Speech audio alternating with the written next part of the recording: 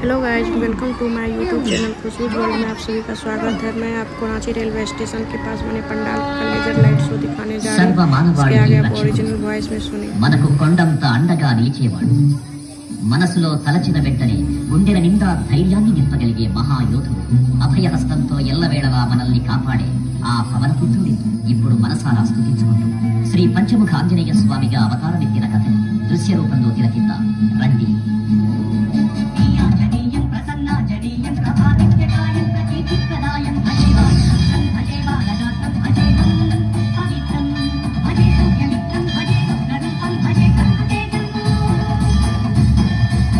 రామాయణ మహాయుద్ధం భీకరంగా సాగుతున్న తరుణం శ్రీరామచంద్రుడి సారథ్యంలో వానర సైన్యంతో విజృంభిస్తూ లక్ష్మణ స్వామి తనతో పోరాటం చేస్తున్న రావణుడి కుమారుడు ఇంద్రజిత్ తలని బాణంతో ఒక్క వేటుతో వేరు చేశాడు.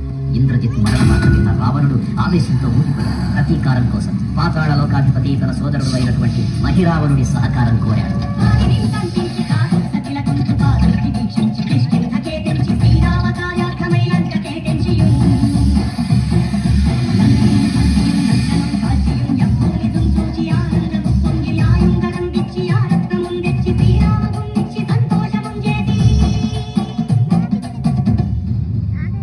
తన ప్రభువులను కాపాడుకోవడానికి వాయువేగంతో పాతాళలోకానికి చేరుకున్న ఆంజనేయ స్వామికి సగం మొసలి సగం వానర రూపంలో ఉన్న వింత జీవి ముఖద్వారం వద్ద కాపలా కాస్తూ కనిపిస్తుంది. ఆ జీవి మకరధ్వజుడు అనే తన పుత్రుడని, మహాసముద్రాన్ని దాటుతుండగా నీటిలో పడ్డ స్వేదబిందువు ఒక మొసలి గ్రహించడం వల్ల జన్మించాడని తెలుసుకుని ఆశ్చర్యపోతాడు హనుమంతుడు.